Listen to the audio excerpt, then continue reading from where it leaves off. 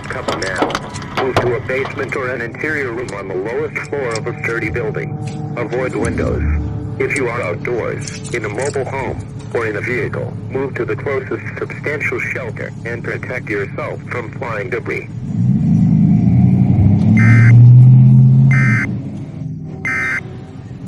By allowing these millions and millions of people to come into our country and look at what's happening to the towns all over the United States. And a lot of towns